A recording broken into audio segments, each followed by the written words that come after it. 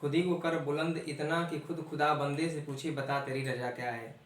नमस्कार दोस्तों, आज हम लोग अश्विनी जीएस क्लासेस में आपका स्वागत है।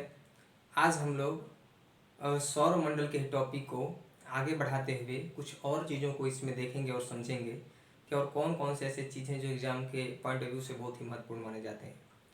मेरे प्यारे बच्चों, वीडियो को लाइक शेयर सब्सक्राइब जरूर कीजिएगा। बेल आइकन को दबाना मत भूलिएगा। बेल आइकन को दबाने के बाद आपको अगले वीडियो का नोटिफिकेशन आपके ऊपर प्राप्त हो जाएगा, आपके मोबाइल के फ़ोन के ऊपर, और आप उसे दोबारा वीडियो को देख सकते हैं और लाभ उठा सकते हैं। और कमेंट जरूर लिखते रहिएगा बच्चों, कैसा वीडियो लगा है ना, या फिर किसी टॉपिक के बारे में अगर आप और कुछ जानना चाहते हैं तो इससे संबंधित भी आप चीज़ों की जानकारी कमेंट बॉक्स में ज़रूर कमेंट दीजिएगा, तो हम उसका रिप्लाई ज़रूर देंगे।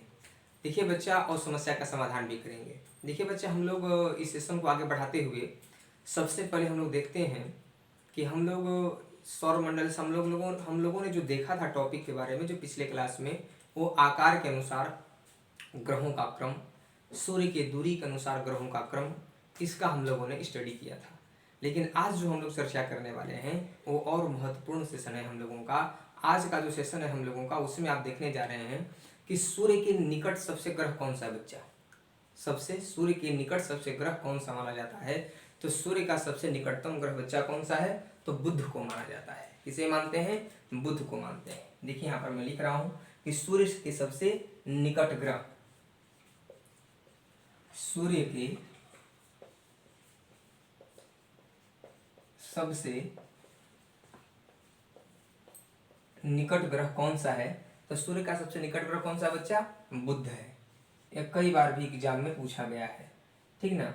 देखिए मैं जो पढ़ा रहा हूँ आपको, मैं बिल्कुल एकदम जीरो लेवल से लेकर के थोड़ा सा ऊपर तक हम पढ़ा रहे हैं, जिसमें थोड़ा सा हाई लेवल तक पढ़ा रहे हैं, लोअर लेवल से लेकर थोड़ा सा हायर लेवल तक पढ़ा रहे हैं, जिससे कि छोटे बच्चों के भी जो भी एग्जाम वे देते हैं उनके एग्जाम के लिए भी अति उपयोगी है, और ऊपर वाले बच्चों के लिए भी। क्योंकि जो बड़े एग्जाम देने वाले जो बच्चे हैं, है ना, चाहे वो लोअर पीसीएस का एग्जाम दे रहे हों, चाहे एसएससी का दे रहे हों, चाहे फिर वो बीएचयू बीए बीएड का दे रहे हों, तो बहुत सारे बच्चों ने कहा कि अश्विनी सर आप इसको थोड़ा सा और आगे बढ़ाइए, थोड़ा सा इसमें लोअर लेवल से लेकर के चलिए, ताकि बहुत सारी जानकारी, क्योंकि बहुत दिन तक बच्चों का पढ़ाई छूट गया होता है, तो उन लोगों के लिए भी अति लाभदायक होने वाला है।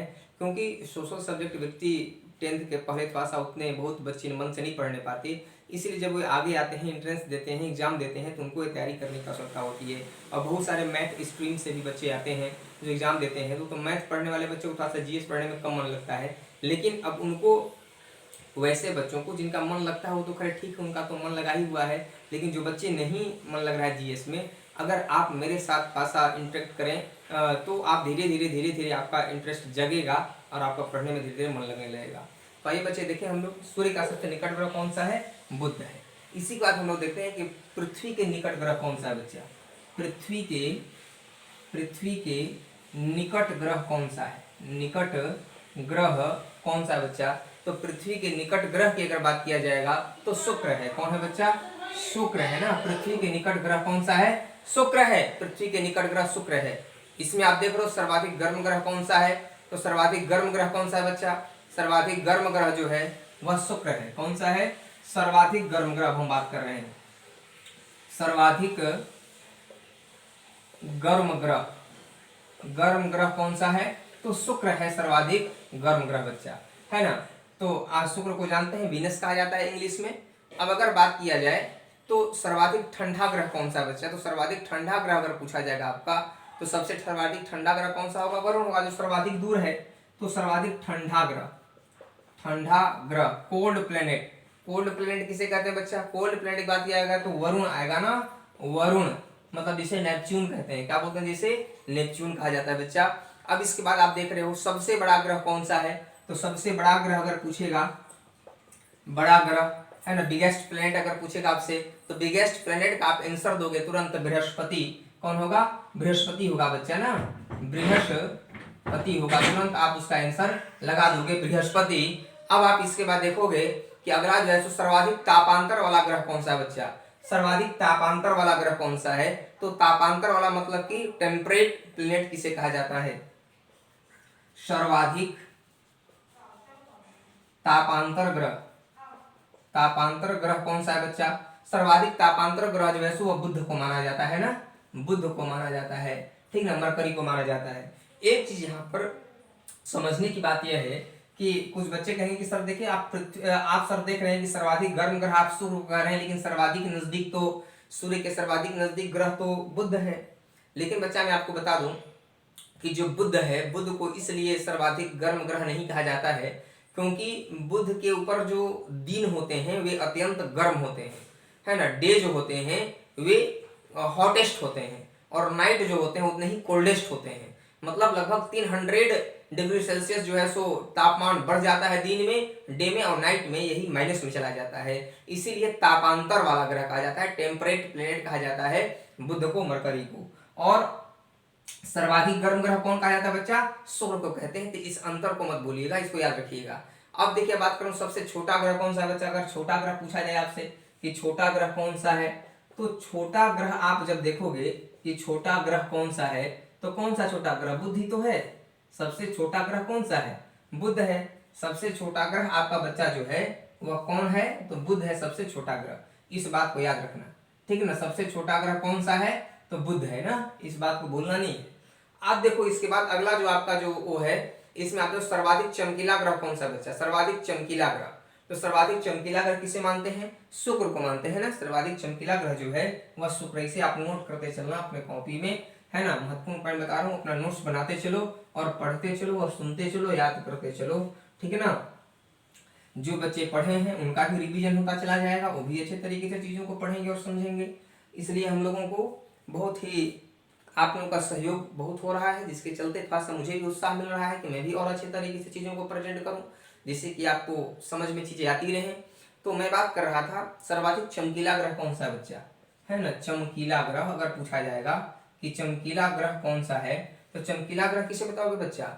चमकीला ग्रह जो है आपका वह कौन सा है? शुक्र है बच्चा। कौन सा है? शुक्र है। चमकीला ग्रह कौन सा है? शुक्र है। चमकीला ग्रह, चमकीला ग्रह कौन सा बच्चा? शुक्र है आपका चमकीला ग्रह। वीनस है ना, इसको भूलना नहीं। अब देखो अगला बात करने वाले हम लोग कि सर्वाधिक घनत्व वाला ग्रह कौन सा है। सर्वाधिक घनत्व वाला ग्रह, डेंसिटी वाला ग्रह तो कौन सा है? तो सर्वाधिक मतलब यहाँ पर देख रहे हैं आप कि सर्वाधिक है ना, सर्वाधिक घनत्व वाला ग्रह कौन सा है? तो सर्वाधिक घनत्व वाला ग्रह पूछेगा तो क्या बताओगे? पृथ्वी को बताओगे ना। क्या बताओगे? पृथ्वी को, अर्थ को। अर्थ का जो डेंसिटी होता है वो सर्वाधिक होता है, घनत्व। अब ऐसे देख रहे हो कि नीला ग्रह किसे कहते हैं बच्चा? नीला ग्रह, ब्लू प्लेनेट। तो नीला ग्रह अगर पूछा जाएगा कि नीला ग्रह किसे कहते हैं, यह भी तुम्हारा पृथ्वी हो जाएगा आंसर। जलीय ग्रह किसे कहते हैं? जलीय ग्रह ये भी पूछा जाता है। जलीय ग्रह किसे कहते हैं? तो जलीय ग्रह जो होता है यह भी पृथ्वी को कहा जाता है। समझ गए? अब देखो नीला ग्रह हो, जलीय ग्रह हो, है ना, जिस पर जीवन संभव है उस ग्रह का नाम बताएं। उस ग्रह का नाम बताएं जिस पर जीवन संभव है, भी क्वेश्चन पूछा है। तो पृथ्वी है, क्योंकि पृथ्वी एक ऐसा ग्रह है जिस पर जीवन संभव है अभी वर्तमान में। अब आप देख रहे हैं कि अगला बात कर रहा हूं मैं कि लाल ग्रह किसे कहते हैं बच्चा? लाल ग्रह, लाल ग्रह, लाल ग्रह कौन सा है? तो लाल ग्रह तो मंगल है ना जी, मार्स है ना, मंगल है, मार्स। तो ये लाल ग्रह यह क्यों होता है? लाल ग्रह इसे क्यों कहते हैं? क्योंकि आयरन ऑक्साइड के कारण इसका रंग लाल होता है। किसके कारण बच्चा? आयरन ऑक्साइड के कारण ना, आयरन ऑक्साइड के कारण इसका रंग लाल होता है, याद रखिएगा। किसके कारण? तो आयरन ऑक्साइड, और आयरन ऑक्साइड के कारण इसका रंग लाल होता है मंगल का, इसीलिए इसे लाल ग्रह भी कहा जाता है। अब आप देख रहे हो एक और क्वेश्चन बहुत ही महत्वपूर्ण पूछा जाता है कि सांझ का तारा या भोर का तारा किसे कहते हैं? सांझ का तारा या भोर का तारा किसे कहते हैं बच्चा? तो अगर ये पूछा जाता है कि सांझ का तारा या भोर का तारा किसे कहते हैं, तो इस क्वेश्चन का आंसर भी आपको तुरंत दे देना चाहिए, है ना। क्या बताओगे? शाम का तारा या भोर का तारा ना।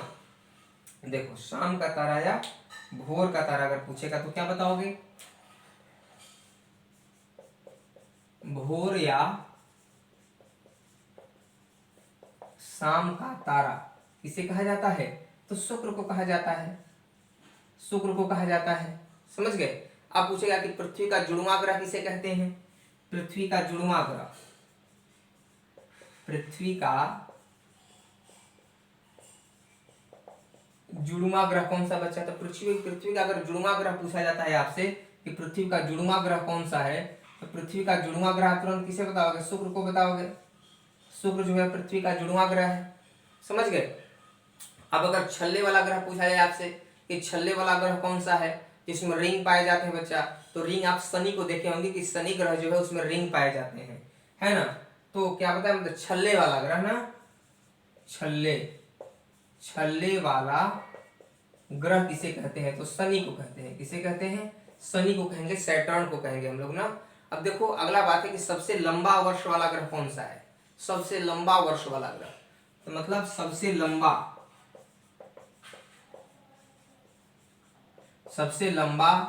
वर्ष वाला ग्रह कौन सा बच्चा? सबसे लंबा वर्ष वाला ग्रह अगर पूछा जाएगा तुरंत बताओगे वरुण को बताओगे, क्योंकि वरुण जो होता है वह उसका जो कक्षीय होता है, जो कक्षा होता है उसका परिक्रमा करने का सूर्य का, वो सबसे सर्वाधिक होता है, सर्वाधिक दूर भी है। तो क्या होगा? वरुण लिखेंगे हम यहाँ पर। क्या लिखेंगे बच्चा? वरुण लिखेंगे ना। नेपच्यून का सबसे ज्यादा वर्ष वाला ग्रह कौन सा है? नेपच्यून है। अब इसके बाद देखो कि सबसे छोटा वर्ष वाला ग्रह कौन सा है, तो सबसे छोटा अगर पूछेगा, सबसे छोटा वर्ष वाला ग्रह कौन सा है बच्चा? तो बुध होगा ना, क्योंकि बुध तो नजदीक है। तो बुध का जो है सो जो स्थान है वो क्या है? नजदीक है ना। बुध का स्थान क्या है? नजदीक है ना। उसका कक्षा भी छोटा है और सूर्य के नजदीक भी है सबसे, इसीलिए सबसे छोटा वर्ष वाला ग्रह किसे कहोगे? बुध को कहोगे, ठीक ना, मरकरी को कहोगे। इसे लिख लिए हो। चलो मैं इसे भी इरेज कर रहा हूँ, आगे बढ़ते हैं। अब इसमें आप देखने वाले हो अगला जो है सो यह भी बहुत ही महत्वपूर्ण क्वेश्चन तुम्हारा आने वाला है एग्जाम के पॉइंट ऑफ व्यू से। आप देख रहे हो कि हरे रंग का दिखाई देने वाला ग्रह कौन सा बच्चा? जो हरे रंग का दिखाई देता है, तो हरे रंग का ग्रह दिखाई देता है वरुण दिखाई देता है हरे रंग का कौन सा ग्रह दिखाई पड़ता है? तो वरुण को मानते हैं ना, वरुण को मानते हैं, हरे रंग का दिखाई पड़ता है। क्यों दिखाई पड़ता है? तो मीथेन के कारण दिखाई पड़ता है। किसके कारण बच्चा? मीथेन के कारण जो है सो हरे रंग का दिखाई पड़ता है वरुण।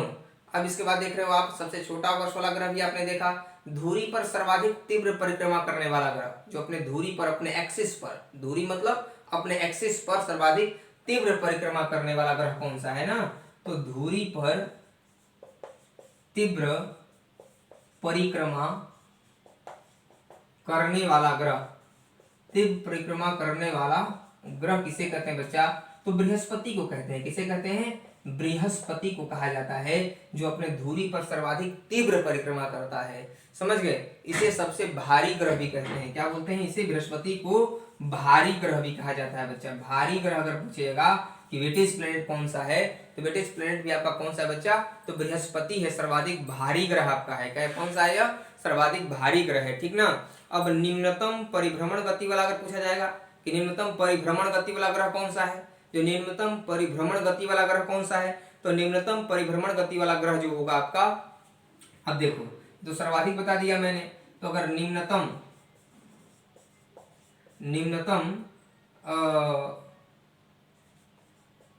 परिक्रमा नहीं, निम्नतम परिभ्रमण